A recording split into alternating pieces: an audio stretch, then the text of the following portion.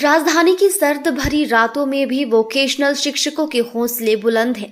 निजी कंपनियों को बाहर का रास्ता दिखाने और नीति निर्माण की मांग को लेकर शिमला के चौड़ा मैदान में वोकेशनल शिक्षक 7वें दिन भी धरने पर डटे रहे।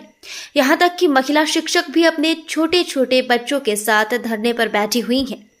वोकेशनल शिक्षकों ने साफ तौर पर सरकार को चेता दिया है कि उनका ये धरना उस समय तक जारी रहेगा जब तक उनको लिखित में कोई आदेश नहीं मिल जाता, अन्यथा ये धरना जारी रहेगा।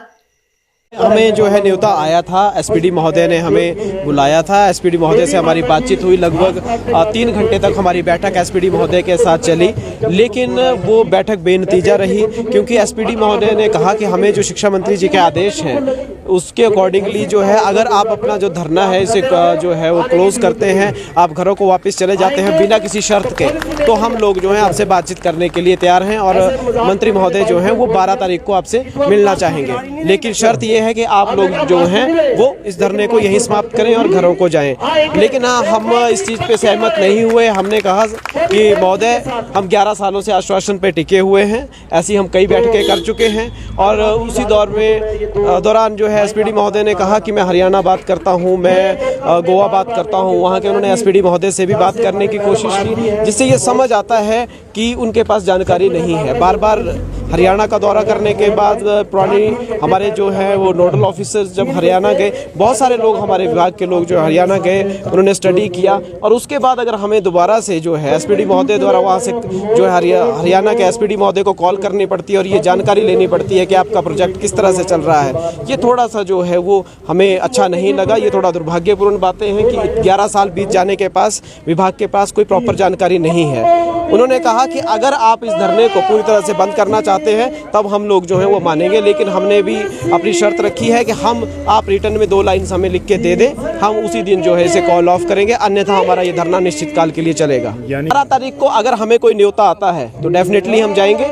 लेकिन अगर हमें कोई न्योता नहीं आता है तो उसके बाद फिर हमें सोच विचार करने की आवश्यकता होगी। 2014 में जो है वो जून 14 को as a vocational trainer health care join किया था और आज मुझे लगभग 11 साल हो गए।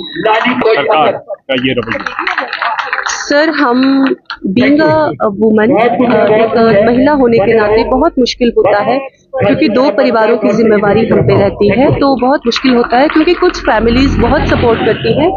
मेरी फैमिली ने मुझे बहुत सपोर्ट किया है जो आज मैं यहाँ हूँ। कुछ की फैमिलीज नहीं भी सपोर्ट करती है, उसके बावजूद भी जो लेडीज हैं यहाँ पे बैठी हुई हैं, तो ये स्पष्ट सी बात है कि हम जो है अपने अधिकारों के लिए बैठे हैं, जिस सम्मान को हम 11 साल से तरस रहे हैं कि हमें कोई एक नाम दिया जाए और हमें उस सम्मान को से हमें नवाजा तो नहीं जाए, पर यह है कि हमें कम से कम हमारे अधिकार मिले, उसके लिए हम यहाँ पे हैं।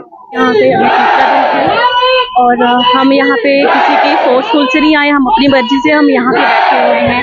वही हम सरकार से अपना हक के लिए हम यहीं पे बैठे हैं। बस हम यही चाहते हैं कि बस इन कंपनियों को बाहर करें और इससे ज़्यादा हम कुछ नहीं मांग रहे हैं।